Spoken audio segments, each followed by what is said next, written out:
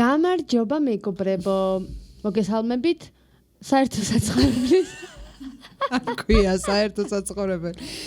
დროებითი საცხოვრებელი. ყოველთვის იქნება საერთო საცხოვრებელი ჩემთვის. დროებითი საცხოვრებელი, რომელიც არის საერთო, იმიტომ რომ ჩვენ ვართ ძალიან კარგ სტუდიაში, რომელიც არის პროექტ 64-ის და ჩემი აზრით ძალიან ბევრი ადამიანი მოდის აქ რომ ჩაწეროს პოდკასტი. ნამდვილად.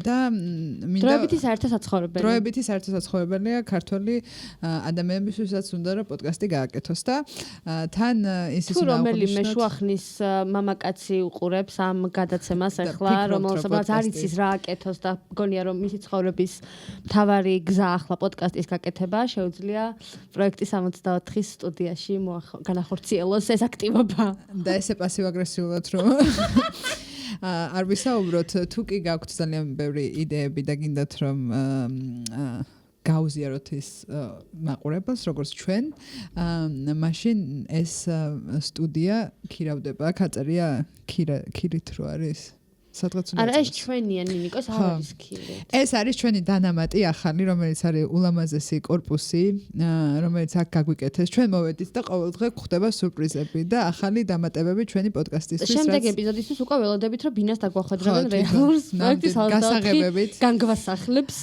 ალბათ ეს იქნება შემდეგი და ძალიან კარგი ისაა რომ ჩვენ არც კი გვიფიქრია ამაზე ანუ თვითონ მოიფიქრეს ამ ადამიანებმა ჩვენ აქ დროებით მოვდივართ და სასიამოვნოა იმაზე ფიქრი რომ ისინი ჩვენზე ზრუნავენ.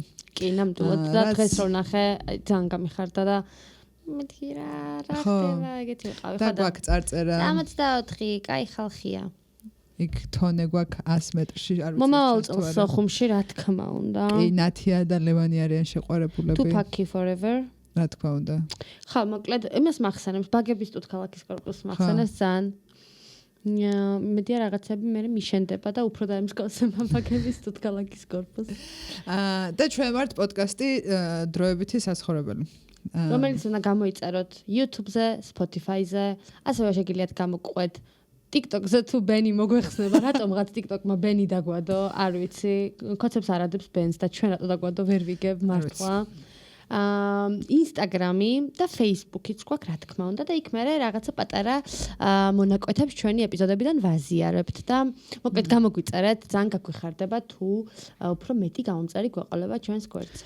კი და უნდა აღვნიშნოთ ძალიან სასიამოვნოა ის რომ ჩვენს პატარა მონაკვეთებს დიდი ნახვები აქვს უკვე და ძალიან სასიამოვნო გამოხმაურებებით ადამიანებმა რაღაცნაირად უკვე იგრძნეს რომ თითქოს მათი ისტორიები შეიძლება გახდეს უფრო საჯარო. და რამოდენიმე დევნილმა უკვე მომწერა ამასთან დაკავშირებით თუნდაც ნიკას დედამ რომელიც ჩვენთვის ძალიან ემოციური იყო და ეს ისტორია ალბათ ძალიან მნიშვნელოვანი იყო ყველასთვის და მე მგონი არადევნილ ადამიანებსაც კი ძალიან ემოციურად შეეხო და გამიხარდა რაღაცნაირად რომ მის ყურამდეც მივიდა ის რომ ნიკაზე ვისაუბრეთ თუ როგორ გმირულად დაიღუპა იგი უკრაინის ომში და მისი მეგობრის გვამის გამოსატანად იყო, როდესაც დაიღუპა და ჩემი აზრით ეს აღსანიშნავია. და თავიდანვე რაღაც ძალიან სევდიანი ისტორიით ვიწყებთ ამ პოდკასტს, მაგრამ ზოგადად ესეთია დევნილების ყოფა. ჩვენი ცხოვრებაც და ჩვენი გამოცდილებებიც ხშირად ძალიან სევდიანია სამწუხაროდ და მაინც კი არა მით უმეტეს აუცილებელია რომ ამაზე ვილაპარაკოთ და ეს არ დარჩეს რაღაც ჩუმ გამოცდილებებად რომელიც ისევ ჩვენში დარჩება გულისხმობ დევნილებში. ძალიან მნიშვნელოვანია რომ სხვა ადამიანებმაც გაიგონო მე მართლა ძალიან მიხარო და პირველი ეპიზოდი რო დავდეთ ყველა ის გაზიარება, ყველა ის კომენტარი რომელსაც წერდნენ ადამიანები და განსაკუთრებით არადევნილი ადამიანები ჩემთვის იყო ძალიან ძვირფასი იმიტომ რომ ამან იმას მიმახვედრა რომ ეს საზოგადოება ერთის მხრივ მზად არის რომ მეტი გაიგოს დევნილების შესახებ და მეორეს მხრივ მზად არის რომ სოლიდარული იყოს დევნილების მიმართ და ამაზე ძვირფასი ამ წუთას საზოგადოებას ნამდვილად არაფერი არ შეუძლია რომ დევნილებისთვის გააკეთოს და არა მარტო დევნილებისთვის ყველა ჩაგრული ჯგუფისთვის სოლიდარობა არის ერთ-ერთი პასუხი. და თან რაღაცნაირად როცა შენ თვითონ როგორც დევნილი ისე იზრდები და ეს დიდი ნაწილი რო არის შენი ცხოვრების, ანუ რაღაცნაირად შეიძლება ვერ დაინახო ის, რომ რამხელა სივრცე არსებობს ამ თემასთან ამ თემაზე საუბრისას. და ის რომ ამ სივრცეს ამოვსება სჭირდება და ჩემი აზრით ეს ძალიან მნიშვნელოვანია.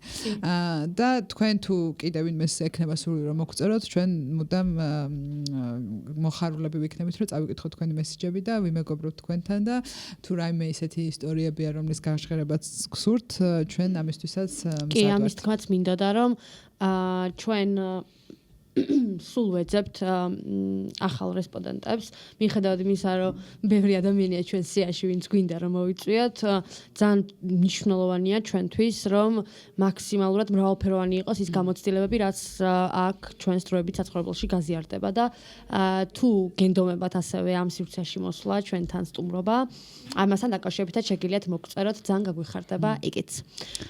ნინიკო, რა სიტყვი 1-2 ზუსტად 2 კონკრეტულად რაღაც სიახლეზე რომ გავაკეთოთ პატარა კომენტარი, იმიტომ რომ ეხლა ზედად არ ვართ განებიურებულები დევნილებთან და აფხაზთან დაკავშირებული სიახლეებით მედიაში, მაგრამ მინდოდა რომ რაღაც შემხვდა დღეს, ზუსტად ამ ჩაწერის დღეს და მინდოდა რომ ამაზე რაღაცა მეთქვა 2-3 სიტყვა, იმიტომ რომ პირველ ეპიზოდშიც ჩვენ ამ ბოდიშის პოლიტიკაზე ვილაპარაკეთ თუ გახსოვს და აღნიშნეთ რომ რაღაცა კი 2008 წლის ომს მიემართებოდა ბიძინა ივანიშვილი როცა ამას ამბობდა, მაგრამ ძალიან კარგად ერგებოდა მერე ამით ეთნიკურად აფხაზებსაც და აფხაზეთის ომსაც.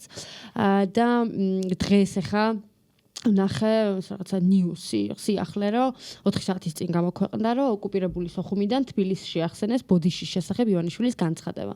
და მოკეთ შინაარსი არის ის რომ ამ წინასაარჩევნო დრო იყენებდით ამ ბოდიშს და ამ რიტორიკას, ეს არის მხოლოდ სიტყვები თქვენგან, ეგრე მიმართავს de facto საგარეო საქმეთა სამინისტრო აფხაზეთის ივანიშვილის მთავრობას და ეუბნება რომ თუ მართლა აპირებს რომ ბოდიშის პოლიტიკას გაყვეს, უნდა რაღაცა დაიწყოს აღიარებაზე დაფუძნებული პრაგმატული ურთიერთობები. ანუ ჩვენ როცა მაშინ ვამბობდით მაგ პერიოდში რომ არაღიარების პოლიტიკისთვის ძირის გამომთხრელი არის ის რიტორიკა რაც ქართულ ოცნებას ჰქონდა. ეხა ამით დადასტურეთ. არა მარტო ამით ხო, ანუ ეხა ეს არის ერთ-ერთი ბოლო დადასტურება უბრალოდ, თორე ზოგადად ამ ტიპის განცხადებებით გამოირჩევა რუსული მხარეც მათ შორის და აფხაზური მხარეც მას შემდეგ რაც ის ცნობილი ბოდიშის მოხდა და გვავალა ბიძინა ივანიშვილმა ადამიანს. ეს არის კიდე ერთხელ იმის მაგალითი რომ ეს არ არის უბრალოდ და-ძმა შორის მოხდილი ბოდიში და რეალურად ეს ბოდიში არ არის იმის გამო რომ ვიღაცა რაღაცაში დამნაშავეა ან ქართველებს მარტო ქართველი მხარეა ამ ომში დამნაშავე და მარტო ჩვენ გვაქვს ცუდი რაღაცაები გაკეთებული. რა თქმა უნდა, ნელ-ნელა გამოჩნდება ალბათ უფრო მეტი განცხადებებიც წამოვა თუნდაც აფხაზეთიდან, თუნდაც ოსეთიდან ამ საკითხთან დაკავშირებით და კიდევ ერთხელ მტკიცდება ის თუ რამხელა აზრიდებს ბოდიშის მოხდაში და როგორ შეიძლება ამან ხელი შეუშალოს ქართულ სუვერენიტეტს და ჩვენი ქვეყნის ტერიტორიული მთლიანობის აღდგენას. კი ბატონო, მეორე რაც მინდოდა გამეზიარებინა, მეც დავუკომენტარე ამ ადამიანს ერთ-ერთი ონლაინ მედიის სიახლე შემოხდა, რომელიც ეხებოდა საბინაო პოლიტიკას და 45 ლარი, ამ ცნობილ რაღაცა გადაღებულ 45 ლარიან დახმარებას, რომელიც ნუ კი ვიცით რაც არის და ჩვენც მაგაზე ვხუმრობთ ყოველთვის, რომ ეს რაღაცა რომელიც არასდროს არ შეცვლილა, წლებია ეს არ შეცვლილა, ხო ეს რაოდენობა ამ თანხის და ამ სიახლის ქვემოთ ერთ-ერთი ადამიანი წერს რომ და მინდა რომ კომენტარი წავიკითხო და თან რაღაცა მინდა რომ ამაზე მეც გავაკეთო კომენტარი და ალბათ ჩვენც გექნება რამე სათქმელი, იმიტომ რომ ნუ არ შეიძლება ხა ესეთი რაღაც უპასუხოთ დარჩეს საერთოდ ჩემი აზრით. დევნილებზე ამ მთავრობას ბინები რომ აუშენებია და გადაუცია უსასყიდლოდ, არც ერთ მთავრობას არ გაუკეთებია. მიშა და ნაცები ბინის გადაცემა კი არა, სადაც ცხოვრობდნენ იქიდან ყრიდნენ ძალით და ერეკებოდნენ წალენჯიხის რაიონის სოფელი ფოცხოეწერში პირდაპირ ტყეში. ამ მთავრობამ კი ყველგან თბილისში, ქუთაისში, ბათუმში, ზუგდიდში, რუსთავში, ბორჯომში აუშენა ახალი კორპუსები და გადასცა ბინები. ახლა მიმდინარეობს ბინების გადაცემის მესამე ეტაპი, რომელიც ამ წლის ბოლოს უნდა დამთავრდეს და ბინებს მიიღებს 13,500 დევნილი ოჯახი. ეს არის ფაქტები. მე ერთი რაღაცის თქმა მინდა უბრალოდ ჯერ ერთი ამ კაც ერთ რამეში ვეთანხმები რომ არც ერთი მთავრობა ღმერთს არ უქნია დევნილებისთვის ამაში აბსოლუტურად ვეთანხმები 92 წლიდან მოყოლებული ჩვენ ადამიანები ვინც აფხაზეთში ცხოვრობდით და მე აფხაზეთიდან დევნილები გავხდით და თუნდაც მე ცხინვალის ლეგიონი აიღე არც არ ყოფილა სახელმწიფო დიდი მხარდამჭერი და დამხმარე დევნილი ადამიანების იძულებით გადაადგილებული პირების მაგრამ იმაში ნამდვილად ვერ დავეთანხმები, რომ თურმე 13 წლის განმავლობაში ქართული ოცნება ესე შეუჩერებლად აშენებს და აშენებს ბინებს, ასახლებს ამ დევნილებს სხვადასხვა ქალაქებში, ბორჯომი, ქუთაისი, ბათუმი, თბილისი, ყველა მასში, ქალაქში და ამის ფონზე, ამ 13 წლიანი აი ამ მუხლ-ჩაუხრელი შრომის ფონზე თურმე თვითონ დევნილთა სააგენტოს გაცხადებული მონაცემებით, რასაც მე არ ვენდობი და მგონია რომ მაგაზე მეტია. 51,000-ზე მეტი ოჯახი არის ჯერ კიდევ დაუკმაყოფილებელი ბინით. აქედან 500-მდე ოჯახი დღემდე ცხოვრობს მისთვის რა ქვია, სიცოცხლისთვის და ჯანმრთელობისთვის შეუფერებელ გარემოში. ანუ ამორტიზებულ შენობებში ცხოვრობენ, რომლებიც უვარგისია საცხოვრებლად. 13 წლის განმავლობაში როგორ შეიძლება დღემდე ფუნქციონირებს ესეთი მუხლ-ჩაუხრელ შრომაში იყო, დევნილები გადარდებდეს და გაინტერესებდეს, კორუფციაში არ იხრჩობოდა და ამის ფონზე 51,000 ოჯახი ყავდეს განუსახლებელი. ოჯახიდან. ოჯახი კი, ეს ხო, თითო ოჯახში რამდენი ადამიანი კიდე ეს თალკი ამბავია. ხო, ანუ ტყუილია უბრალოდ ამას, რაღაცა არ ვიცი რა ტიპის სარგებელი ნახა ამ მთავრობისგან ამ ადამიანმა, ვინც ამ კომენტარს წერს, მაგრამ ესეთი ტყუილის გავრცელება არის უბრალოდ უსინდისობა არის რა, არ შეიძლება ეს ლაპარაკი. მივდივართ იმ საკითხზე, რაც მარტო დევნილებთან კი არ არის, არამედ თუნდაც ნებისმიერ პროტესტთან ან ნებისმიერ კრიტიკასთან, რასაც გამოხატა ეგრეთ წოდებული მთავრობის მიმართ, რომ ისევ იმის შედარება თუ რას აკეთებდა წინა მთავრობა, რაც ეს არ უნდა იყოს თამასა. ახალი მთავრობის რო წინა მთავრობა იყოს ცუდი და ჩვენ ოდნავ რაღაცა უკეთესი გავაკეთეთ და ამიტომ ფეხები უნდა დაგვიკოცნოთ მადლიერების გამო ეს არასწორია თავიდანვე ჩემთვის არაფერი არ შეცვლილა როგორც დევნილისთვის არც ამ მთავრობის დროს და არც წინა მთავრობის დროს ჩემს მე დღემდე არ ვიცი როგორ იღებენ ბინებს დღემდე გვჭირდება გამჭვირვალობის პოლიტიკა ბინებთან დაკავშირებით და დღემდე ვიღებთ 45 ლარს ისიც ვიცით როგორ ხდება ხოლმე თუ დევნილს სჭირდება რომ უფრო მეტი აიღოს რამხელა პროცენტს ანიჭებენ რომ მერე გადაიხადოს ეს პროცენტი და რაც შეუძლებელია იმიტომ რომ იმ 45 ლარსაც წინ დასწრებით იმიტომ იღებენ რომ არ აქვთ ადამიანებს საშუალება ეს შეიძლება ამაზე მივაწოდოთ ინფორმაცია ჩვენს მაყურებელს ვინ შეიძლება არ იცოდეს ირაკლი რუხაძის ბანკი ირაკლი რუხაძე ალბათ ბევრმა თქვენგან მაიცის ერთ-ერთი გამორჩეული პროპაგანდის სახე და იმედის მფლობელი რომელიც არის ასევე ლიბერტი ბანკის მფლობელი როგორც იცით სოციალურად დაუცველები პენსიონერები დევნილები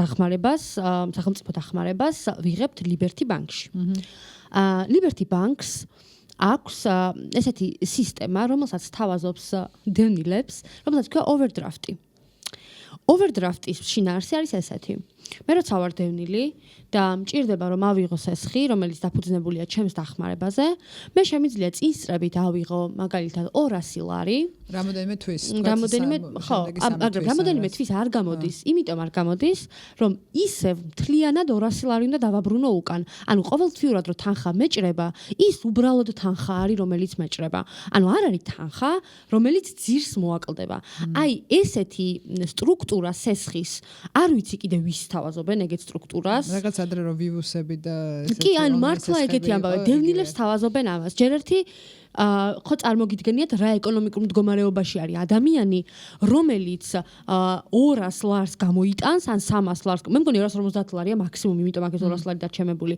გამოიტანს იმიდან რა ქვია ბანკიდან და მე ესე იგი კიდე უნდა და ვერ ახერხებს ანუ რომ 200 ლარი ერთად გქონდეს ხო მე ამ ადამიანმა თურმე უნდა მოახერხოს რომ ეს 200 ლარი კიდე სადღაციდან იშოვოს ერთად რომ ეს ვალი დაფაროს იმიტომ რომ სხვანაირად ამ ვალს ვერ დაფარავს ანუ წლები რომ იხადოს ეს 5 თუ 10 ლარი თავისი 45 ლარიდან მაინც მთლიანად უნდა გადაუხადოს ირაკლი რუხაძეს ფული. აი ესეთი შეხმატკბილებული ურთიერთობა აქვს ირაკლი რუხაძეს და სახელმწიფოს დევნილების წინააღმდეგ.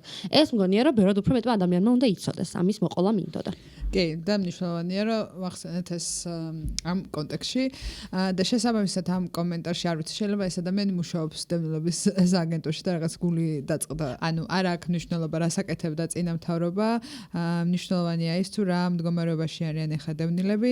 ჩვენი პოდკასტის ერთ-ერთი დაწყების იდეაც ზუსტად იმ ტრაგედიიდან გაჩნდა, რაც ერთ-ერთ დევნილ ადამიანს დაემართა, რომ არც კი ხვდებოდნენ მას და არც კი ესაუბრებოდნენ ამის გამო მან ცეცხლი წაიკიდა და შესაბამისად ანუ აქ ყველაფერი ნათელია თუ როგორი დამოკიდებულება აქვს სახელმწიფოს დევნილებთან და კარგია რომ გამოვეხმაურეთ მსგავს კომენტარს. თუმცა ძალიანაც რო არ გაგვიგრძელდეს, კიდევ ერთხელ ვიტყვით რომ გამოიწერეთ ჩვენი YouTube-ის არხი, აგრეთვე დაგვაფოლოვეთ, გამოვყევით Instagram-ზე და TikTok-ზე, როცა ბენი მოგვეხსნება. Facebook-ზეც დაგვალაიქეთ და Spotify-ზე გამოვყევით თუ პოდკასტ admosmena გირჩევნიათ პოდკასტად ყურებას. და იქ ვერ დაინახავთ ამ არაჩვეულებრივ დეკორაციებს, მაგრამ მაინც სასიამოვნო მოსასმენი იქნება ჩვენი ხმა თქვენთვის იმედია. და რადგან ახლა ჩვენ გვაქვს აქ 3 წყლის ჭიქა და ცარიელის კამი და 1 ზედმეტი მიკროფონი, რომელიც მალე დაკავდება, როგორც წინა გადაცემაში ვთქვით, ჩვენ გვეყოლება სტუმრები. ჩვენ დავიწყეთ თავიდან იმ იდეით, რომ გვინდა რომ დევნილები ხმა ისმოდეს ჯერ და შემდეგ უკვე მოვიწვევთ პოლიტიკოსებსაც და სხვა ადამიანებსაც, ვინც შეიძლება არ იყოს დევნილი, მაგრამ ამ საკითხთან დაკავშირებით კონდეს რაიმე შეხედულება, მაგრამ დღეს ჩვენ გვინდოდა რომ დაახლოებით ჩვენი ასაკის ადამიანი დევნილი გოგონა მოგვეწვია გალიდან. თამარა ჯობავას მივესალმოთ ჩვენს პირველ სტუმარს ჩვენს პოდკასტში. თუ შეიძლება, სად არის თამარა?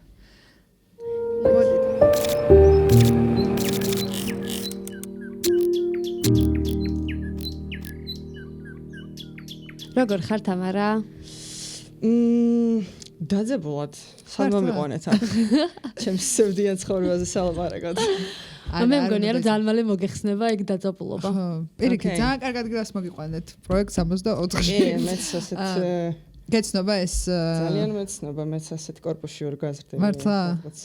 შეიძლება რომელიმე ის ბაბუაში ბაბუაჩემეთ ბებიაჩემს ბოლო სართულებზე არა მე ვიყავი მეორე სართულზე და წინ იყო კიდე ერთი მახინჯი корпуსი და არასდროს არ ვიცოდი რომ მახინჯი იყო, იმიტომ რომ ამას ხედავდი ბავშვობიდან და მე მოგზაურობა მე მივხვდი რომ გული მიგზნობდა რომ მახინჯი корпуსი იყო, მოკლედ რა ბევრი მიშენებით და მაგრამ ძალიან დიდი მადლობა რომ დაგთანხმდი და მოხვედი ჩვენს გადაცემაში, პოდკასტში. მე უნდა ვთქვა რომ ძალიან გული დამწყდა აქ რო არ ვიყავი და თქვენ საზმაოს აქციაზე გქონდათ გამოსვლა. ცოტა მეცნებოდა თქვენი ვაიბი იყო რომ საქმის გარჩევა შავებში ჩაცული მაგან მიმიწვევენ მართლა რაღაცა ძალიან ისე იყო რომ ანუ დევნილები მოვედით ეხლა და მოგვისმინეთ და რაღაც, მაგრამ ძალიან სასიამოვნო იყო რომ საზმაოს აქცია არის ესეთი ადგილი, როგორც სადაც ყველას აქვს საშუალება რომ თავისი ისტორია მოყვეს და თავისი პრობლემა დააფიქსიროს და მინდა მხარი დაუჭირო მათ აქედან ჩვენი პოდკასტის დახმარებით.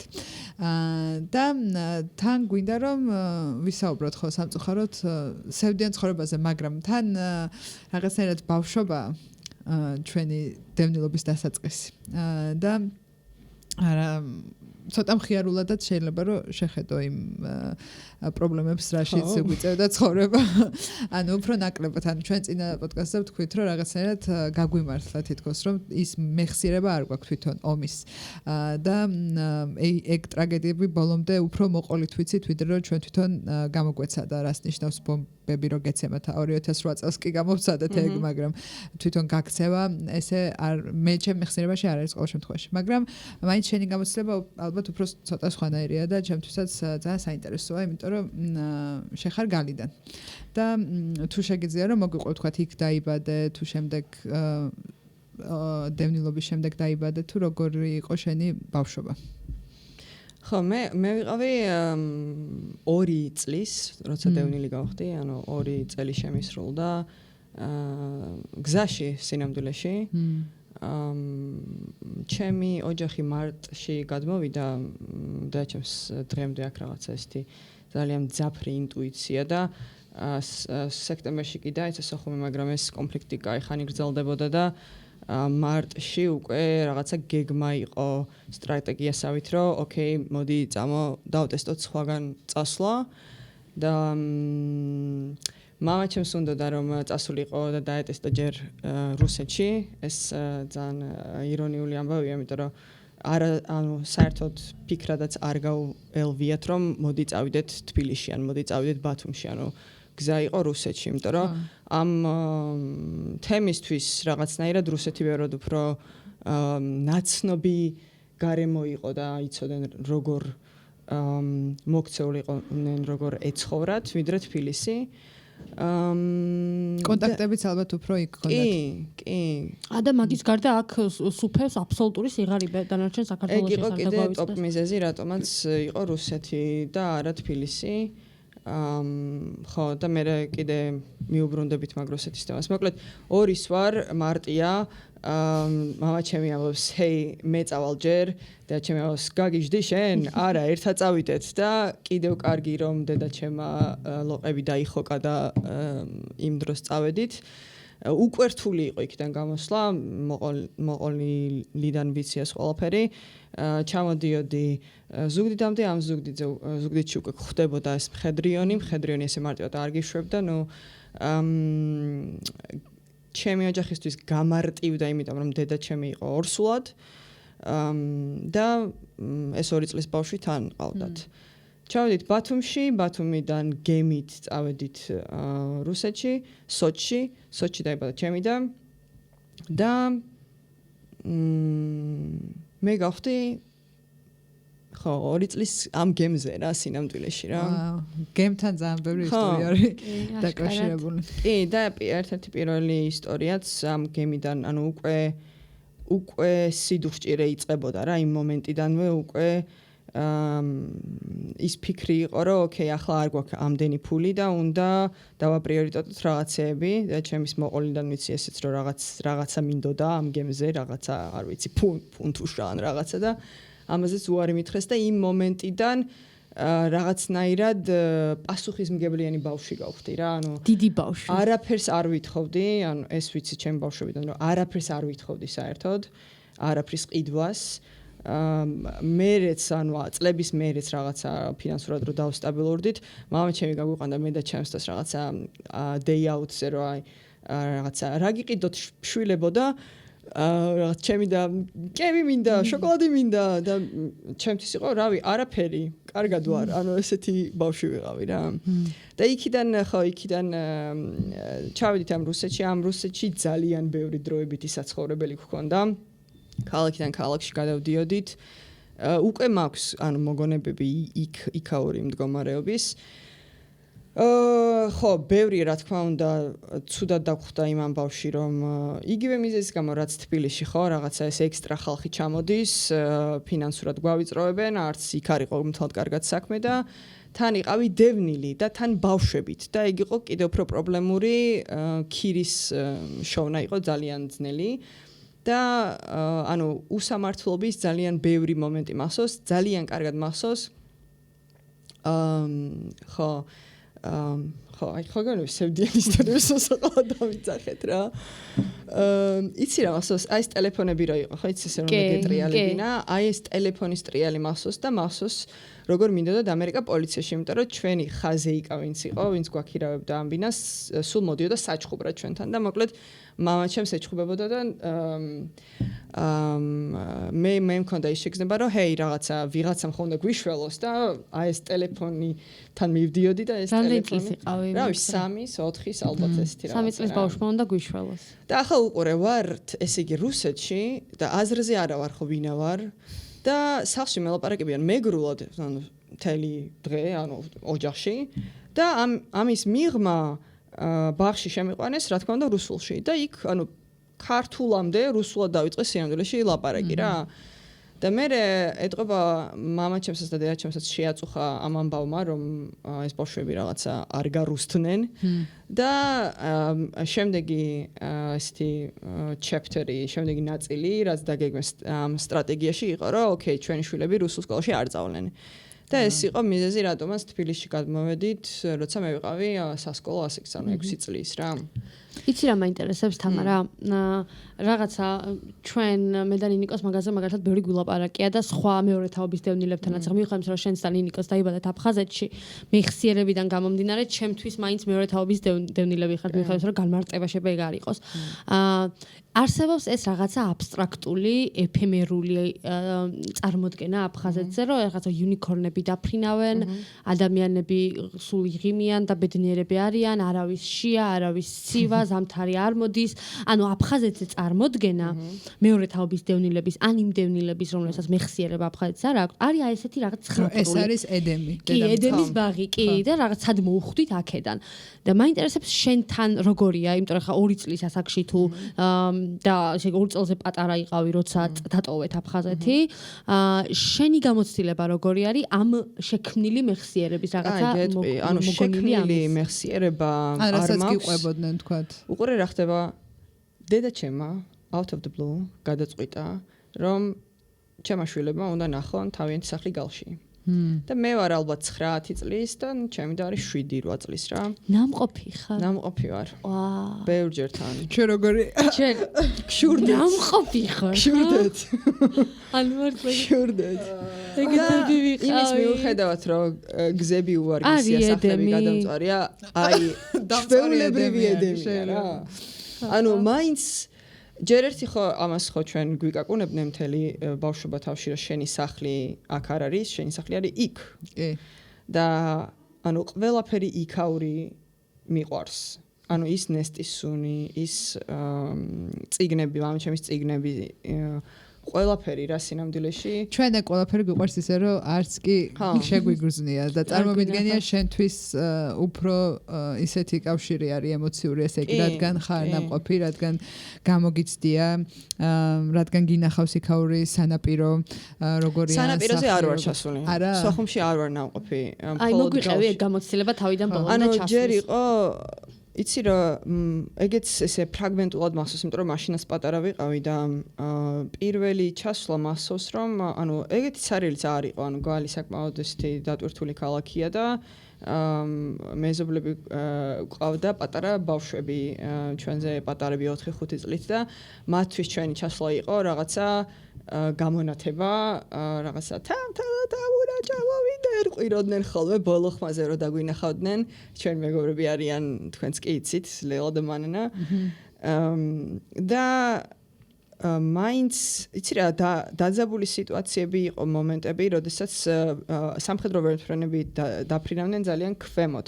ეს რომელი წელია დაახლოებით? 98-19. ოკეი, ხო, და უცებ იმასაც აღვნიშნა, მაშინ შეიძლება ვიღაცა ვინც გვისმენს არიცოდეს, რომ გალში ქართველი მოსახლეობა ჯერ კიდევ ცხოვრობს და ეთნიკურად ქართველები ჯერ კიდევ არიან და შესაბამისად თქვა ჩვენი მეგობრები, ვისაც საუბრობდი ახლა, ესენი იქ გაიზარდნენ და შემდეგ წამოვიდნენ ვისაც აუცილებლად მოვიწყოთ და გაგაცნობთ. შემდეგ წამოვიდნენ ბევრი ადამიანი სტუდენტობის დროს სტოვებს გალს, ხო და ჩამოდის მერე თბილისში სასწავლებლად, მაგრამ მათი ოჯახის წევრები ჯერ კიდევ იქ ცხოვრობენ. კი, ახლა უყურე, იცი რა მინდა რომ მოყვე, ყველაზე მეტად რა რომელიც ჩასვლა და ამასორდა იყო, მამაჩემი არის იქ დაკრძალული. ანუ ჩემმა ოჯახმა მოიფიქრა, რომ ყველაზე ჭკვიანური იქნებოდა დავასაფლავოთ კაცი იქ, სადაც ვერასდროს ვეღარ ჩავალთ. და აი ეს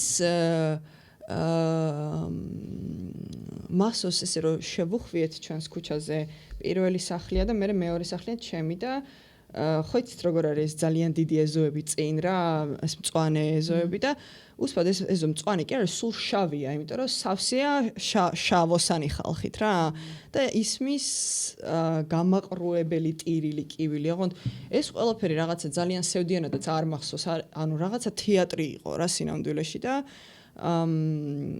რომ ანუ ხო არის პანაშვიდის დღეები, მე ქელეხი ამ ქელეხზე ხალხო, ანუ ესეთი არასდროს არაფერი არ მქონდა, 50 ქალი იყო ჩვენ სახლში და ერთად ვაკეთებდით საჭმელს ყველა.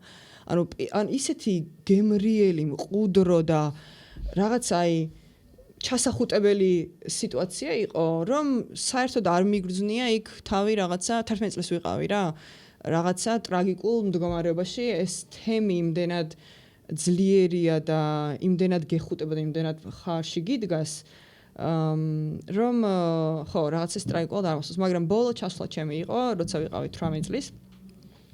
და ესე რაღაც ესეთი გასროლა იყო რა, ან შეგვიშვებდნენ ან არა რაღაცა ყოველ წელს რაღაცა ახალ საბუთომანიას იგონებენ იქ და უბრალოდ გადადიხარ ამენგურის ხიდზე, მე გვხვდება რაღაცა ჯიხური, სადაც დგანან რუსები და აფხაზები, ბერმა ეს ჩემზე კარგად იცის და გადავედით მე და დედაჩემი იმ განწყობით რომ ჰეი რაღაცა შენ თუ არ გადაგიშვებენ, თამარა გაბრუნდი უკან. შევიდა დედაჩემი ჯიხურში, კაციშვილი არ დგას გარეთ. არავინ არ შემამოწმა, დედაჩემი ჩემი პასპორტი არ ანახა და გადავედით. ოკეი, გადახვედი, მაგრამ პროპუსკი არ გაქვს რა, ანუ ეს საშვი რასაც იღებდი და უკანა გზაზე არ გადმოგვიშვეს. ანუ პირველად იყო ეგეთი მე საქართველოსკენ აღარ ხო, საქართველოსკენ. პირველად იყო ეგეთი გამოცდილება, მანამდე არ ვქონია და ვიღაც რუსები იყვნენ, აფხაზები რო ხვდებიან, ცოტა უფრო ლაითი ტიპები არიან, მაგრამ რუსები არა. გავბრაზდით, ავნერვიულდით, იმიტომ რომ ალტერნატივა იყო ენგურის გადასურვა, ანუ ენგურით უნდა გადმოხვიდე, ეგ არის ერთადერთი ალტერნატივა. სადაც ბევრი ადამიანი დაიხრჩო და დაიღუპა ამ დროს, როცა ცდილობენ რომ ან გადაიპარონ, ან გადმოიპარონ ამ და შემთხვევაში. აღინიშნოს აქ პანდემიის პერიოდი, როცა ჩაიკეტა ეგრეთ წოდებული საზღვარი და ბევრად უფრო მეტ ადამიანს უწევდა ენგურის გადმოცურვა, რომ გადმოსულიყო საქართველოს კონტროლირებად ტერიტორიაზე და მანდაც დაიღუპნენ ადამიანები და ეგ იყო ერთ-ერთი ყველაზე ცუდი და არასწორი პოლიტიკური გადაწყვეტილება დევნილების მიმართ, რაც ბოლო პერიოდში ალბათ ყოფილა, იმიტომ რომ მაგრამ თან ეს დაიკეტა გზა აქ მოსასვლელი. დინამიკა იცვლება, როგორც ვიცი, ხო? შეიძლება ერთ დღეს მიხვიდე და მარტივად გადაგიშვან და გადმოგვიშვან, შეიძლება მერე ჩაიკეტოს ან რაღაც და თან გაუგებრად იცვლება, ანუ ესე მიზეზი არ არსებობს და მეც ხშირად სმენია, რომ თუ რუსები შექმნեն უფრო დრამატული არის სიტუაცია. როგორ რა მოხდა მერე შემდეგ? ანუ საბოლოოდ რაღაცა აფხაზ ბიჭს ვთხოვეთ და ამ აფხაზმა ბიჭმა გააჩალიჩა რა სინამდვილეში ჩვენი გადაყვანა და უბრალოდ ორმაგი თანხა გამოგვართვეს, მაგრამ 1 საათი, 2 საათი, შეიძლება მეტიც არც მახსოვს, ვიდექით და ძალიან შემეშინდა, გავბრაზდი რომ შემეშინდა რომ რატო არ ბრაზობ საკმარისად, ანუ ყველაფერი ერთად ვიგრძენი და მე სულ წერდი რა ბავშვობიდან და დავიწყე წერა რა ჩემს ბლოკნოტში ქართულად რაღაცა ეს ემოციები სადღაც მინდა წამეღო და ჩემი მეუბნება ქართულად არ დაწერო. აუ, ამაზე მთლად გადამეკეტა. და ნუ ამასობაში კიდევ კარგი რომ ნუ მოვიდნენ ეს ტიპები და გადაგვიშვეს რაღაც ორმაგი გადაგვახტევინეს, მაგრამ ჩვენ იქიდან გამოვარდით. ნახევარი ენგურისი გადმოვიარეთ, რომ ერთმანეთისთვის ხმა არ გაგვიცია და შუა ენგურზე ანუ დავეცით, ანუ ტიროდით, ერთმანეთს ვეხუტებოდით და აი ისეთი დავამცირებელია ხალხო ეს მომენტი, რომ რაღაცა შენ სახლში მიდიხარ და შენ უნდა რაღაცა თავი დაიკნინო, რომ იქნებ გადამიშვათ და აი მაგის მე ვთქვი, რომ მეთქი მე იქ მეორეჯერ არ მივდივარ, მორჩა დამთავრდა და ხო, რაღაცა ბევრჯერ ყოფილა მომენტები, რომ ჰეი, მოდი გავყიდოთ რაში გვინდა ეს სახლი, მაინც არ ჩავდივართ და ნო, ანუ ის ედემი, მაინც ედემია, ის ედემი ჩემია და იქ იყოს ის რაღაცა ბეტონის ედემი. არც და შენ არ გადასულა მაგის მერე? კი, და ჩემი რამდენჯერმე იყო, მაგრამ პანდემიის მერე არც და ჩემი არ ყოფილა მანდრა. შენი აზრით პანდემიის მერე უფრო გართულდა სიტუაცია თუ უფრო ეს არის ახლა თქვათ ომმა როგორი მოქმედა მაგაზე თუ კი, უფრო გართულდა, უფრო მეტი რეგულაციებია, პასპორტის ცვლა იციან კიდე, ანუ ერთხელ პასპორტი იყო და ჩემო, მაგრამ კიდე ცვლიან ამ პასპორტს რა, ხელახლა ფული რომ აფხაზეთის პასპორტს იღებ რა, რაღაცა ფულს იხდი, ძალიან კარგად იციან რომ იქ არ ცხოვრობ, მაგრამ ჯერ უნდა იცნობდე ვიღაცებს, მერე უბრალოდ ქრთამს იხდი რა და გიშვებენ. თამარა, იცი რაზე მინდა ვილაპარაკოთ? ჩვენი თაობის დევნილებთან განსაკუთრებით სულ ეს არის განსაკუთრებით საინტერესო თემა მოკლედ რა. მით უმეტეს შენს გამოცდილებაში, იმიტომ რომ შენი გამოცდილება არ არის სტანდარტული, რაღაცა დაიწყო პირველი ეს წასვლა აფხაზეთიდან რუსეთში, მერე უკვე რაღაცა უახლესი გამოცდილება ბავშვობის სკოლის ასაკის არის უკვე თბილისი, ხო თბილისში ჩამოხვედით. მე მაინტერესებს ეს იდენტობა როდის იღვიძებს შენს გამოცდილებაში, რომ მე დევნილი ვარ, ანუ ეს რაღაცა მნიშვნელობას როდის იძენს, ან რაღაცებს როდის ხსნის, იმიტომ რომ მე მგონი რომ ყველას გვაქვს ეგ რა, როდის ახსნა ბევრი რამე იმან რომ დევნილი ხარ შენ იდენტობაში. ეგ თუ არის რამე ეგეთი მონიშნული წერტილი ან რამე გამოცდილება, რაც მაგას გაგახსენებდა და როგორი არის ეგ დევნილობა შენს შემთხვევაში რა გამოცდილებას უკავშირდება. ალბათ მომენტი ესეთი მონიშნული გააზრება იმისი რომ რაღაცა სხვანაირები ვართ დაიწყო თბილისიდან უფრო. ანუ რუსეთშიც იყო სინამდვილეში, იმიტომ რომ ეზოში რო ჩავდიოდით მე და ჩემი და ან მე რო ჩავდიოდი, ეტაჟე ბეჟენკა იტყოდნენ და არ გეთამაშებოდნენ, იმიტომ რომ დევნილი იყავი რა, ანუ ეს მომენტები იქაც იყო. მაგრამ ეს ბულინგი აქაც გაგრძელდა, ანუ თბილისში რო ჩამოვედით, ნაკლები არ იყო, მასწავლებლებით დაწყებული, მოსწავლეებით დამთავრებული რაღაც ჩამოთვლილი. საერთაშორისო ცხოვრობდით? არა, მე ვარ იმ ცირე რიცხოვან ადამიანების ჯგუფში, ვისაც ძალიან ფუფუნების ამბავი იყო, ბინა ვიყიდეთ რა სინამდვილეში. ისე მოხდა, რომ მამაჩემი ძალიან კაპიტალისტური აზროვნების ტიპი იყო, 80-იან წლებში უნდა დაუკვე ამერიკაში წასვლა და რაღაცნაირად მზაობა ქონდა მენტალური, რომ ეს საბჭოური სოციალისტური აზროვნება არც ერთ ჩემს მშობელს არ ქონია რა.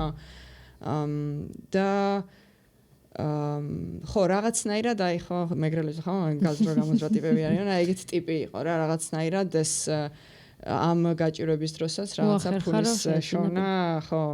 მაგრამ ესეც ups and downs იყო, ხო, რაღაცა ინფლაციაც იყო იმ პერიოდში, არ ვიცი გახსოვთ თუ არა და ამ ინფლაციის დროს რაც კი რამე saving-ი და დანაზოგი ქონდა ჩემს ოჯახს უცბად ჩავარდა და მაგრამ ეს ბინის ყიდვა მოვასწარეთ რა და ეს ბინა რაღაცა safe space რა უსაფრთხო ადგილი კი იყო. მაგრამ რომ მივდიოდი რაღაცა ჩემს მამიდებთან და დეიდებთან ისინი ცხოვრობდნენ საერთო საცხოვრებელში და ხვდებოდი რომ რაღაცა ეს განსხვავებული ადგილია რა. ხო და რომ მიუბრუნდეთ ამ მონიშნულ მდგომარეობას, ყველაზე ესე რაც მახსოვს, რომ ჩამოვედით იყო ისტორიები, ეს ხალხი, მეზობლები, მეგობრები, კლასელები, კოლეგები ერთმანეთს პოულობდნენ, მას შემდეგ რაც ჩამოვიდნენ, კაი ხანი წლების განმავლობაში ერთმანეთს კონტაქტი არ ჰქონდათ, რაღაცა ცოცხლები იყვნენ თორე ეგ არიცოდნენ ერთმანეთს, იმიტომ ყველა იქით გაიქცა, სადაც შეეძლო, ვთქვათ. და ჩემს სახლში ან სხვების სახლში ვიკრიბებოდით და ბავშვობიდან მესმოდა რაღაცა ახლა რომ რაღაც ბუჩას ისტორიებს ვისმენთ უკრაინაზე, ეგ ისტორიები ნერვი არ გამტოკებია, როგორ ვიტყვი, ძალიან დამატრიგერა, მაგრამ რაღაც ახალი არ იყო შენ. ხო, პატერნული იყო, ძალიან, რაც მომისმენია ბავშვობაში, ზუსტად იგივეს უბრალოდ ვიზუალით ვხედავდი რა, მაგისი დოკუმენტირება, მანამ აფხაზეთის ომში არ ვქონია და უკრაინის ომი მე მგონი ყველაზე დოკუმენტირებული ომია სინამდვილეში, აქამდე რა ომებიც ყოფილა, ხო?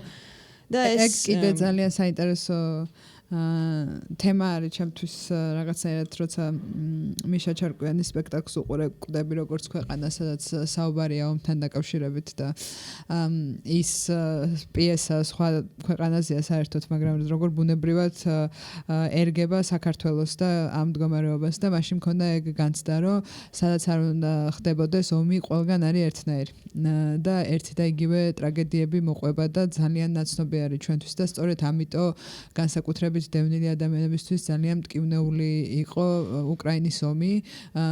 გარდა იმისა, რომ საერთოდ ერთი მტრის წინაშე გვიწევს ბრძოლა და ალბათ ეს იყო მიზეზი, ბევრი დევნილი ჯარისკაცის იქ რომ გადაწყვეტა, რომ იქ წასულიყვნენ და რასაც ამბობ შენ, რომ ეხა უბრალოდ ფოტოებს ნახულობ და რაღაცა, რაც შეგიძლია, რომ თითქოს აღიდგინო თავში ის ისტორიები, რაც შენ მოგისმენია ამ საკითხთან დაკავშირებით, რომ რაც იყო იგივე როგორ უვარდებოდნენ სახლში, სოხუმში თუ გალში რაღაც მხედრიონელები თუნდაც ან მარადიორები და ასე შემდეგ, რაც ძალიან რაღაცნაირად თითქოს მეორეჯერ გიღვიძებს ამ მეხსიერებას. კი, ასე, ბიძა ჩემი და ჩემის ძმა მეორე შესვლა რო იყო. დაბრუნება უკვე ხო, რომ ჩვენ რაზეც საუბრობდით წინაზე, რომ წამოვედით და შემდეგ დავბრუნდით ისევ. კი, მაგ დროს მოკლეს ბიძა ჩემიც და მისი მეუღლეც და ჩემი ბიძაშვილი იყო რაღაც თინეიჯერი, ალბათ 13-14 წლის და სასწauლებრივად გადაურჩა მაგ მდგომარეობას, ტყე გამოიქცა. ანუ ეგ come on, მოდი მაგაზე არ ვილაპარაკოთ. წავა იდენტობისკენ წავიდეთ. ანუ ძალიან არ დავა ბოთომად ახლა. იდენტობა დევნილობის რას ნიშნავდა, იცი? რომ საუკეთესო უნდა ყოფილიყავი ყველაფერში. კი. ანუ ყველაფერში. და 5-იანს მივიღებდი, არ იყო საკმარისი. ანუ 5-იანს არადევნილიც იღებდა. ხო, ანუ 5-იანს რავი, შენი მეზობელი ხატია. ოღონ ჯენზის თაობის წარმომადგენლებისთვის უნდა ვთქვა, რომ მაშინ 10 ბალიანი სისტემა არ იყო და იყო 5 ბალიანი სისტემა და ანუ 5-იანი იყო მაქსიმუმი, რაც შეგეძლო რომ იგეგო. ანუ თორე ხა შეიძლება მოშემოთქვეს რომ ანუ კი მეტი უნდა გდომოდა 5-ს რო იღებდი. ხო, და ეს განცდა რომ რა იყო მაგის მიზეზი შენი აზრით? ანუ მუდმივად უნდა დაგემტკიცებინა რომ შენ გქონდა ღირსი იყავი რომ აქ ყოფილიყავი რა ეს ყველა ამ საზოგადოების ნაწილი ყოფილი. შენი აზრით ეს საზოგადოებიდან იყო გამოწვეული თუ ოჯახიდანაც იყო გამოწვეული? ორივე. ან უნდა ყოფილიყავი უჩინარი, ან უნდა fight or flight, ეს მომენტი იყო რა, ან თავდასხმაში უნდა ყოფილიყავი, ან უნდა გაქცეულიყავი და მე უბრალოდ ეგ კატეგორია ავირჩიე რა, თავდასხმაში ყოფნა და რაღაცა არ ველოდებოდი შესაძლებლობებს არასდროს, ყოველთვის შესაძლებლობებზე კარს მევაღებდი, მე შევაჭრედი პირველი რაღაცა ქმნიდი მაგ შესაძლებლობებს. ანუ მორცხვად არ ვიჯექი რა, რაღაცა ბოლო მაგიდაზე კლასში და ყოველთვის ეგრე იყო რა. აუ ეგ რაღაც გენეტიკური ისიც ხო არ არის, თქო მართლა ვფიქრობ გენეტიკურში გულისხმობ არა ოჯახობრივად გენეტიკურს, არამედ დევნილობრივად ხო გენეტიკურს, იმიტომ რომ რეალურად ჩვენ წინა ეპიზოდშიც ვილაპარაკეთ და წინა ეპიზოდით ნახე არ გაქვთ უყურეთ აუცილებლად.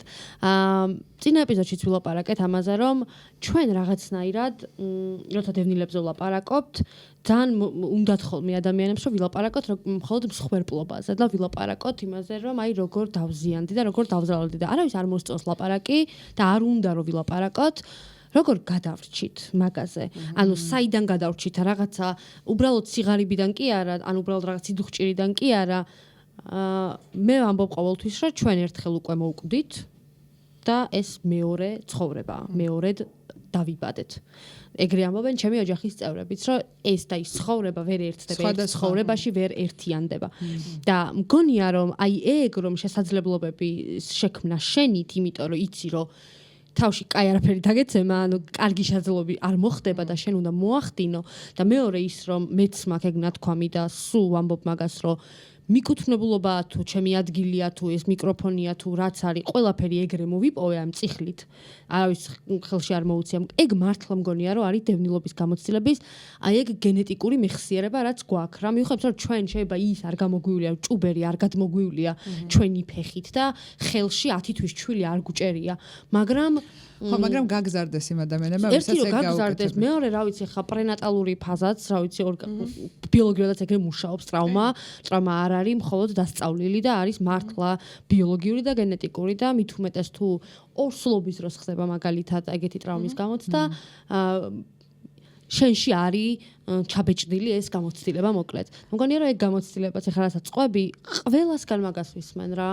არ მილაპარაკია ჯერ მეორე თაობის დევნილთა, ვისგანაც მაგას არ ვისმენ, რომ ეხლა მე თავში დამეცა ყველაფერი და ხო, იმიტომ რომ ჯერ ერთი რომ როგორც აღნიშნეთ, თუნდაც შენი ოჯახის გამოცდილება, ჩემი ოჯახი უფრო სხვანაირი იყო, იმიტომ რომ ჩვენ ყავდა ნათესავები რუსთავში და რაღაც კონტაქტები, მაგრამ ჩამოდიხარ სრულიად უცხო გარემოში, იმიტომ რომ ძალიან განსხვავებული ადამიანები იყვნენ აქ და სხვანაირი სიტუაცია იყო ისედაც ღარიბი ანუ აქაც უჭირდა მართლა ხალხს როცა თბილისში ჩამოხვედი და ჩვენ რაღაც ფილმი რომ გამოგვიგზავნე შენ სადაც საუბრობდა ქალი თავის გამოცდილებაზე რომ ფოთში რო აღმოჩნდა და თან ისიც რომ ყველას გონია რომ ეს დროებითი არის და მალე დაბრუნდებით ისიც ამბობს რომ საერთოდ არ ვიყავიო ნამყოფი ხო თბილისში რაღაც რამოდენიმეჯერ და არ იყო ეს მათთვის ცნობილი რაც სამწუხაროა რომ ესეთი გახლეჩა ხდებოდა შეიძლება საზოგადოებებს შორის და მაინც რაღაც სხვანაირად აღიქმებოდა, ანუ უფრო კარგია თუ ასე მგონია რომ კოლექტიურად უფრო კარგია თუ ერი შეკრულია და იცნობ რაღაც შენს გარემოს და თქვათ როგორი არიან კახელები და როგორი არიან იმერლები და ასე შემდეგ და ხვდები ამას. მაგრამ თუნდაც ეხა აი წეღარაზე საუბრობდი რომ შემოოჯახმა მოახერხა ბინის ყიდვა და რაღაც, ანუ ამაზე მინდა პატარა ის გავაკეთო, რომ თითქოს ეგეც რაღაცნაირად ხანდახან დანაშაულის გრძნობა გაქვს, რომ მაგას მიაღწია და ეხლა თუნდაც შენც უნდა გეთქვა, რომ აი მამა ჩემა ის იჩალიჩა და რაღაცა, მაგრამ არა, რატო პირიქით ძალიან საოცრება არის და ძალიან დიდი მიღწევა არის, რომ იმ პერიოდში გააკეთე რაღაცა, იყიდე ბინა და შემდეგ ეხლა შეიძლება ვიღაცებმა გითხრან, რომ მაშინ რატო თხოვ სახელმწიფოს, რომ მოგცეს და დაგაკმაყოფილოს და რაღაც კიდე ზედ დამატებით ბინა კონდეს და რაღაც, მაგრამ ანუ ეს არის ის რაც შენ გეკუთვნის ისედაც, ხო? იმიტომ რომ შენ დაკარგე ეგ ერთხელ და ეგ უნდა აგინაზღაურონ და თავშესაფარი მოგცენ. ის რომ შენ მოოჯახმა შეძლო თავისით, ეს დარწმუნებული ვარ რომ ძალიან დიდი შრომის და ხო, უფლების აღდგენა ეგ არ არის რა. ეს არის ისევ კიდე დამატებით ტანჯვის შედეგი და მით უმეტეს ალბათ როცა ახალ რაღაცას ყიდულობ, მან ის შიშიც არის რომ ვიყიდო საერთოდ ესეც რომ დაიკარგოს ან რაღაც, იმიტომ რომ არც ხოროფ ისე სტაბილურ გარემოში რომ იფიქრო რომ ეხა თბილისში თუ ბინას ვიყიდი, ხვალ აღარ დაიწყება არაფერი და ეს სულ ჩემი იქნება. და შესაბამისად ესეთ რაღაცებსაც უნდა იფიქროს დევნილმა ადამიანმა, რაც შეიძლება სხვებისთვის არ იყოს ეს ფიქრიეც კი არ გაიგონოს. მაგის რეფლექსია აუცილებელია.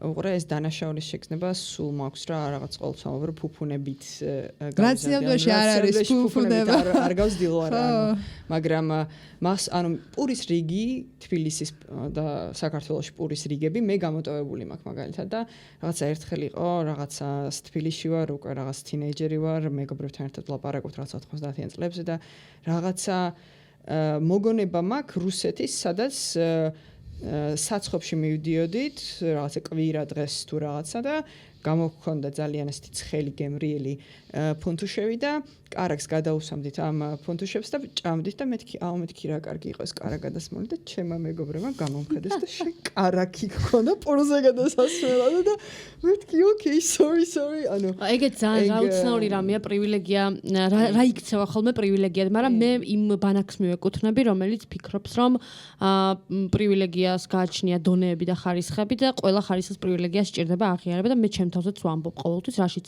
მაქვს განცდა რომ ჩემს ხალხთან შედარებით პრივილეგირებული ვარ ყოველთვის აღნიშნავ მაგას და მე სწორი მგონია დანაშაულის გზნობა არა მაგრამ პრივილეგიის აღქმა და აღიარება სწორი მგონია ძალიან იმიტომ რომ მე ვეძახი რომ ძალიან გამიმართლა ის რომ არ მქონია არასდროს ის გამოცდილება რომ მე ვიმეს დავემცირებინე ან დაეცინა ან ჩემთვის იმეს ეთქვა რომ ამბავშთან არის თან ან ყოველ შემთხვევაში არ გამიგია და შესაბამისად ხო ჩვენ სამივეს ძალიან ბევრი საერთო გამოცდილება გვაქვს მაგრამ ძალიან ბევრი სხვაგვარი თამარა იცი რა მაინტერესებს ორი რაღაც მინდა თქვა სანამ შემდეგი კითხვაზე გადავალთ რა აი ამ როგორ გადავრჩითზე მინდა რომ ვთქვა იცი რა იმდენჯერ ეს 90-იან წლების დინამიკა ხო ესეთი იყო რაღაცა სულ მუდმივად რაღაც ახალი კრიზისი მოდიოდა იმდენჯერ დაიწყო ამ ხალხმა ნულიდან ცხოვრება ანუ წარმოგიდგენთ და ჩემი იყო 27-ის მამჩემი 39-ის რაღაც ესეთ კი მომენტში რო ხარ რა უკვე უნდა დასტაბილურდე რაღაცა შენი პროფესია გაქვს კარგად ხარ ამ შენს პროფესიაში და იმდენჯერ მოუწია ამ ხალხს ნულიდან დაწყება რომ დატრეინინგდნენ კრიზისში ანუ წარმოგიდგენ მამჩემი იყო ისტორიის მასწავლებელი დედაჩემი ვეტექიმი ცხოველების ექიმი და რუსეთში რომ წავიდნენ დედაჩემი ყვება რომ მე ორსულად ვიყავიო და ვერ ვეხმარებოდიო და ჩემი და ჩემი ქმარი წვანილს ყიდნენო რა ქუჩაში და ანუ ვტიროდიო მე აქედან ვუყურებდიო ფანჯრიდან ანუ ხო ხვდები რა ჩამოვარდნა არის მაგრამ ანუ იმ მომენტში სინამდვილეში იმას ხვდებოდნენ რომ ოკეი ანუ ეს თუ გავაკეთე შემდეგ კრიზისზე კიდე რაღაცას გავაკეთე კიდე ერთი მაგალითი იმის რომ დევნილებს შრომა არ ეთაკილებათ კი და არ ეზარებათ იმიტომ ეს ყოველთვის აღსანიშნავია რა ანუ არავის რაღაცა ხალხო ანუ რაღაცა ფუფუნებაში რომ ვამბობ რაღაცა მილიონები არ გავუკეთებია მამაჩემს სინამდვილეში უბრალოდ აი ბინის ყიდვაც კი ფუფუნება აი მწვანეს ყიდდა და აი მწვანეს ყიდდა აი კინძი იყო და მეორე ელემენტია კიდე რატომაც გადავრჩით არის ეს ოჯახის კვანძი რა ანუ ხალხო კი ანუ ზოგადად ქართველებს გვაქვს ეს ოჯახის ამოდგომა და ამბავი მაგრამ ჩემი ოჯახი ერთ ქუჩაზე ცხოვრობს ანუ დედაჩემს ყავს 3 და, ანუ 3-ვე ერთ ქუჩაზე ცხოვრობს დღესაც რა.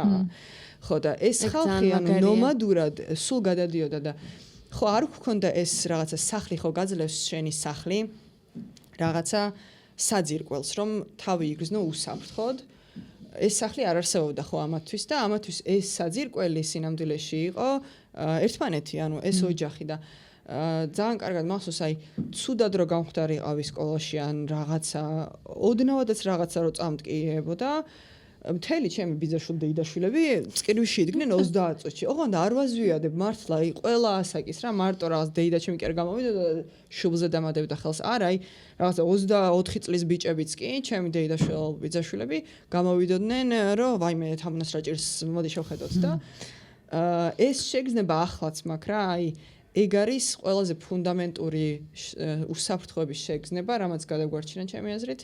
რომ ნებისმიერ რაღაცა რაც ახლა ხო რაც არ უნდა მომივიდეს ზუსტად ვიცი რომ 20 კაცი თავზე დამადგება და ეგ პრობლემა გადაიჭრება რა მაგრამ უყურე ანუ სისტემისკენ რო წავიდეთ რა ეგ სისტემის ნაკლოვარების ამბავიც არის ანუ იმდენად უვარგისია სისტემა რომ არასდროს არ გაქვს იმისი იმედი და უბრალოდ ალტერნატივა ვიპოვეთ იმისათვის რომ რაღაცნაირად გადავრჩეთ რა ამ სიტუაციაში.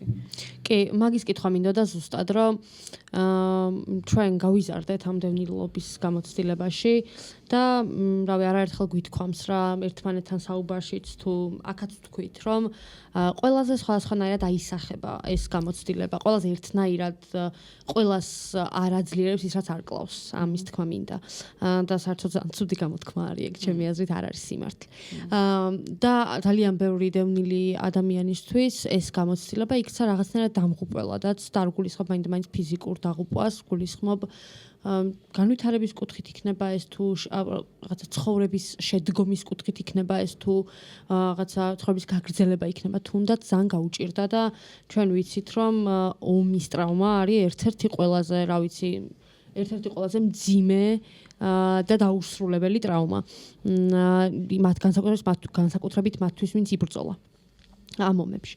მე მაინტერესებს და ამას ყველას ვეკითხები. ნინიკომაც თქვა ეგ წინა ეპიზოდში მის თავზე და შენც მინდა რომ შენ თავზე გათქმევინო. რა არის ეგ? რაც რომ არა დევნილობა, რომ არა ეს გამოცდილება შენს იდენტობაში, ესეთი არ იქნებოდა თამარა როგორიც ახლა არის. აი რას უკავშირებ? ამას ახლა ზუსტად ვერავინ რასოს ვერ ვიტყვით, მაგრამ რას უკავშირებ ამ გამოცდილებას შენს დღევანდელ თავში? იმაში როგორი ადამიანიც ხარ, როგორც ფუნქციონირებ გარესამყაროსთან, როგორი ღირებულებებიც გაქვს, რა პრინციპებიც გაქვს, როგორც ხედავ ზოგადად ცხოვრებას და ასე შემდეგ. ანუ ძალიან მარტივია მაგ კითხვაზე პასუხი, იმიტომ რომ დიაგნოზირებული მაქვს. ანუ მე მაქვს OCPD, რაც არის Obsessive Compulsive Personality Disorder, ანუ ქართულად ობსესიურ კომპულსიური პიროვნული აშლილობა. და ანუ სინამდვილეში ეს ანუ სპექტრი არა როგორც აუტიზმი და ამ სპექტრზე ან ძალიან მწვავე ხარ ან ნაკლებად მწვავე. ნუ ჩემი მდგომარეობა არის ისეთი რომ ეს ხელს მიწყობს ცხოვრებაში. ანუ ობსესიურად რაღაცებს ვალაგებ, ანუ სულ ვგეგმავ რაღაცებს, საჭიროებები, პრიორიტეტები და ანუ აბსოლუტურად იმ წარსულიდან მოდის რა, ანუ ამ მე მგონი შენ ამბობდი ნინიკო, რომ აი რაღაც ახლის ყიდვაც კი რაღაც საჭიროა ნამდვილად, აი ეს მომენტები რომ არაფერს არ ვაკეთებდი ცხოვრებაში, ახალ მუშაობ მაგაზე, თუ საჭირო არ იყო. აბსოლუტურად საჭიროება არის დგამის. ანუ ხალხო შოპინგი მეზიზღება, მეზარება, ანუ რაც არ უნდა თანხამედოს ანგარიშზე, ანუ ცუდად არ ვარ, მაგრამ მაინც არ მინდა რომ რაღაცა გავიდეს ჩემგან. და ახალი ჰობის შეძენა, რაღაცა ახლის სწავლა, ყველაფერი უნდა იყოს დაკავშირებული ფულის შოვნასთან. ანუ ეს გამომადგება იმაში რომ უკეთესად ვიყო და რა თქმა უნდა მე ამან იმ მდგომარეობამდე მიმიყვანა რომ უბრალოდ კმაყოფილების შეგრძნება აღარ მქონდა არაფერზე. ანუ ეს ძალიან გრძელი to-do list-ი მქონდა. მოვწიჭკავდი, ოკეი. ან მთელი შენი ცხოვრება იყო საქმე. ხო, შესრულებული, ამაში ეს OCPD-ს კვებავდა და რაღაცნაირად content აი ეს კმაყოფილების შეგნება რაღაცა ცოტა ხანი გააქვს, როდესაც ამას უფრო ის რომ მოგეშვა. ხო, რომ შეასრულება ამ რაღაცას, მაგრამ ბედნიერებას ვერასდროს ვერ გზნობ. და ხო, აი ეს მინდა ვთქვა აუცილებლად რომ მოვდიოდი გზაში, მინდა და ეს მეთქვა რომ თერაპია დავიწყე რა 1-2 წლის წინ 70-ზე მეტი სესია მაქვს უკვე ჩატარებული და ანუ რომ მივედი რაღაცა ოკეი რატომ მოხვედი შვილო რა გინდა რომ მკითხეს ან ჩემი პირველი მიზანი იყო რომ ბედნიერება მეგრძნო ისევ რა და ამაზე ბევრი მისაუბრია ან ძალიან კათარზისული იყო ეს თერაპია იმიტომ რომ ამ თერაპიაზე ნოუთებსაც ვიწერდი ყველა სესიის მაქვს ჩაწერილი და მე მივიდოდი დედაჩემთან რა და განვიხილავდით ამ ყველაფერს იმიტომ რომ რა თქმა უნდა ბევრი რაღაცა კავშირში იყო იმ ძველ ამბებთან და აი მინდა რომ ახლა ამ პოდკასტიდან ყველა დევნილს ვურჩიო კი არა დავაძალო რომ აუცილებლად უნდა წავიდნენ ფსიქოლოგთან რა აი ძალიან ხშირად მესმის რომ აი მე ვიცი რაღაცა ჩემთავს ვამენეჯმენტებ და ვიცი როგორ დავალაგო ჩემი ემოციები და რაღაცა იქ ლოცვას წავიკითხავ და მედიტაციას გავაკეთებ ან რაღაცა არა ანუ ამისი რეფლექსია რო არ გავაკეთოთ უბრალოდ იქიდან ანუ ვერასდროს ვერ შენი თერაპევტი დევნილია აგრეთვე მეგრელია close enough აქ უნდა აუცილებლად უნდა აღინიშნოს რომ ერთი არის აბსოლუტურად სწორი ის სწორად აღნიშნე ის დამოკიდებულება თერაპიის თუ ფსიქოთერაპიის თუ ფსიქოლოგიის მიმართ და ზოგადად მენტალური ჯანმრთელობის მიმართ რომ ეხლა ჩემზე უკეთ რა ვინც ის მე რა მიჭირს თუ რაღაც მაგრამ მეორე არის რომ ფინანსურად ეს არ არის ხელმისაწვდომი ძალიან ბევრი ადამიანისთვის და კიდევ ერთხელ უნდა აღინიშნოს რამდენად არ შეიძლება საერთოდ რაიმე ტიპის სახელმწიფო მხარდაჭერაზე ვლაპარაკობდეთ ქვეყანაში, რომელსაც 300,000 დევნილი ჰყავს და ამ ადამიანებისთვის არ აქვს გამართული მუდმივი რაღაცა სტაბილური ფსიქოსოციალური რეაბილიტაციის სერვისი. ეს არ არსებობს და ეს არის ტრაგედია ხალხო, იმიტომ რომ ეს ტრავმა არსად არ მიდის. ჩვენ აუცილებლად მოვიწვევთ ფსიქოლოგსაც, ვისაც უმუშავია დევნილ ადამიანებთან.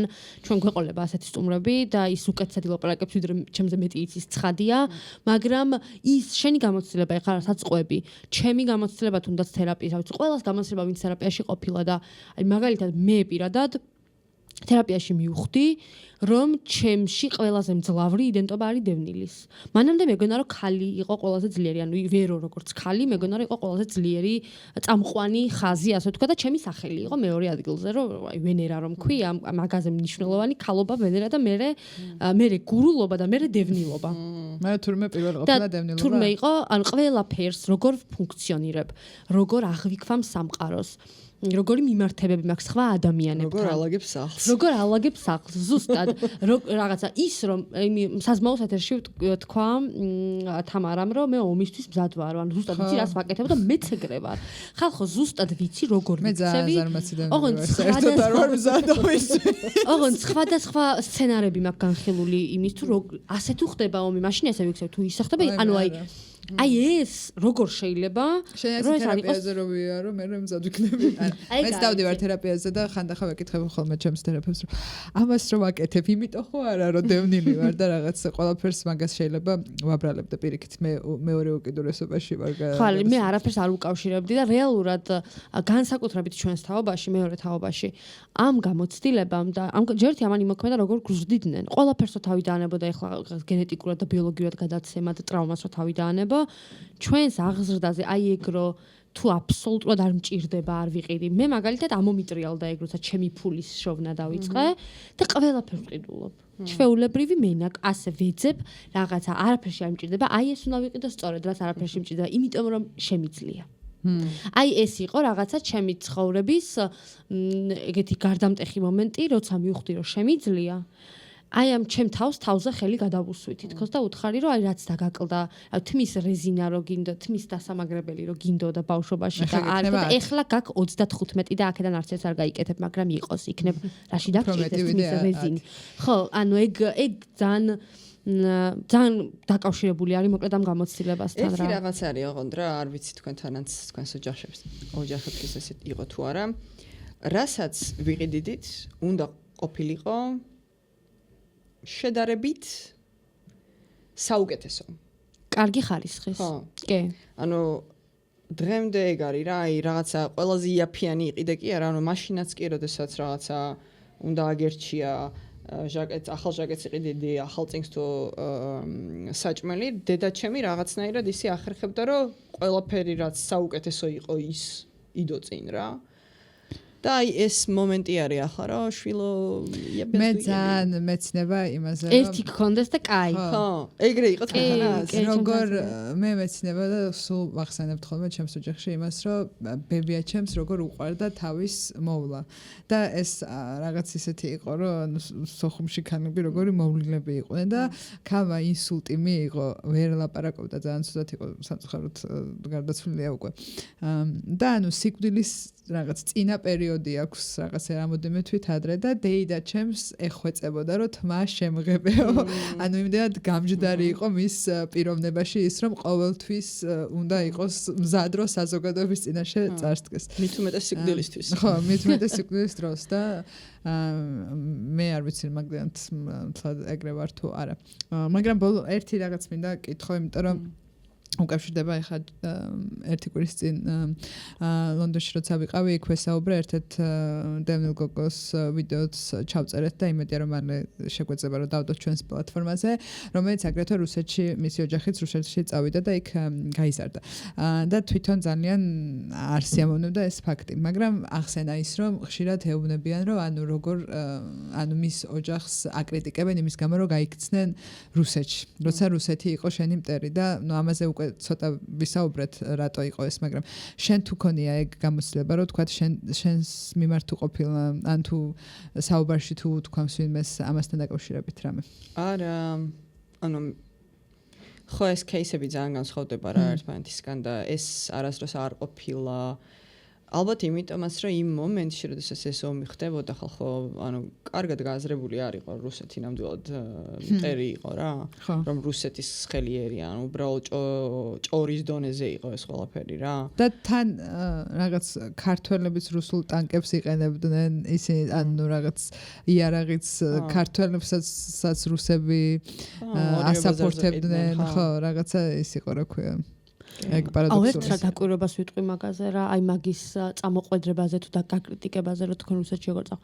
ჩემი დაკვირვებით მაგ კრიტიკას ის ადამიანები გამოუშვებენ ხოლმე, ვისაც არც ომი უნახია. ან გარაერთი გამიგონია ეგეთი და მაგიტო კომენტარები მინახია ეგეთი და დაუკვირვები ვარ მაგ ადამიანებს.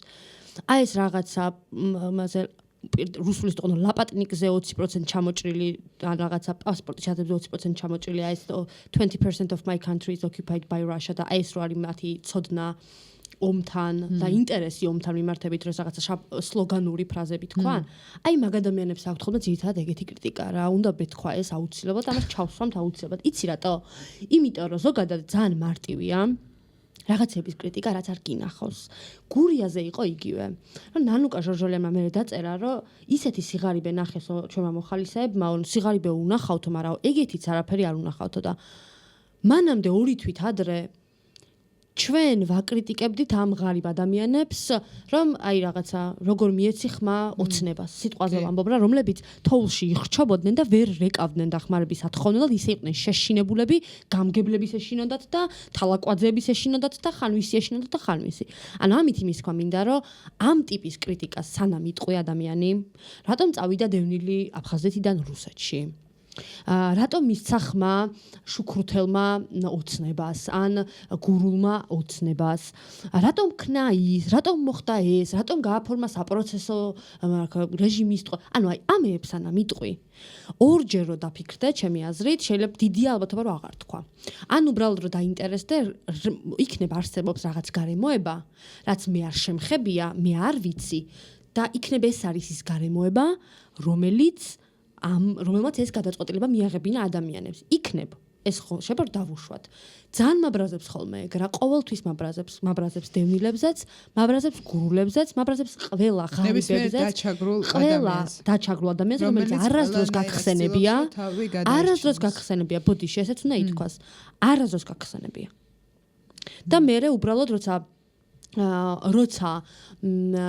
პროტესტში ხარ ზურაჯიშკარიანმა თქვა ჩვენს აქციაზე და ეგ უნდა გავიმეორო რომ შენ დამიძახებ და მეტყვი რომ ჩემ გვერდით დადექი, როცა ვაპროტესტებ და მე რომ ჭირდებოდა რომ ჩემ გვერდით ყოფილიყავი, შენ არსად არ იყავი. და ეგ ძალიან ხშირად არის ხოლმე რა ეგ განცდა და ეხლა მე რაც მომწონს ამ პროცესში მაგ განცდა რომ ესეც ინგრევა რა. აი ეგ რაღაც დაკვეთები რომ შენ დევნილო როგორ გაბედე მოსკოვში გადარჩენა, როცა შეგეძლო თბილისში არ გადარჩენილიყავი. ანუ აი ეს აღარ იქნება ეგრე მგონია. ეგეთი მოლოდინი მაქვს აი ამ პროცესის მიმართ, იმიტომ რომ ეს პროცესი განსაწმენდელივით არის ჩემი აზრით ქართული საზოგადოების და ეგ ძალიან მაიმედებს რა. გამიგრძელდა, მაგრამ ეს უნდა მეთქო. მე მგონი თამარ რამე ხო არ გაქვს სათქმელი საბოლოოდ. და ერთი შეკითხვა, ცურვა იცი? 28 წლის ასაკში ვისწავლე ძალიან და ახლა ძალიან ცუდად ცურავ. ყველაფერი ძალიან გვიან ვისწავლე. შენი სახლი სად არის საბოლოო ჯამში? სახლის შეგრძება სად გაქვს? აი სად რომ მიდიხარ? ჩვენი კითხვები. ძალიან ბევრ ადგილას ხალხო, ანუ კიდე ძალიან ფრაგმენტი მოვყევით ახლა ჩემი ცხოვრების, მაგრამ ცოტა თბილისში ეს ქალაქი დღეს ვამბობდი რა, აი ისე მიხარია რომ აქ ვარ და მეხუტება ხოლმე ეს ქალაქი ხანდახან რომ დავდივარ მის ქუჩებში. აფხაზეთშიც რა თქმა უნდა, გალში ის კონკრეტული ერთი ადგილი არის ჩემი სახლი, ანუ თვითონ ქალაქი არაფერი არ მაკავშირებს მაგ ქალაქთან. და ცოტა ესპანეთიც. სროლა გიყვარს? სროლა? ხო, ტირზე თუ დადიხარ. არა, არ ვისვრი. მაგრამ ერთი კითხვა.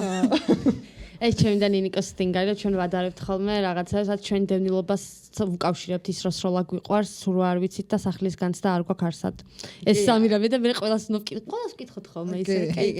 კარგი იქნება. ოღონდ ამ სროლაზე ყველაზე ოდნავ მიახლოებული მიუხედავად იმისა, რომ არასდროს არ მიცხოვრია იქ. და არც სახლი მაქვს, არც ნათესავები არ მყავს, მაგრამ რაც მგონია რომ სახლის შეგრძნება არის, როცა ჩავდივარ წყალტუბოში. ოღონდ აი ძალიან რენდომ რაღაც. ეხლა შენ სადღაც ესპანეთში გაქვს. ესპანეთში, იმიტომ რომ დევნილობის გამო გამიშვეს ესპანეთში. რამე პროექტით? კი, პროექტით. სხვათაშორის გირჩევ.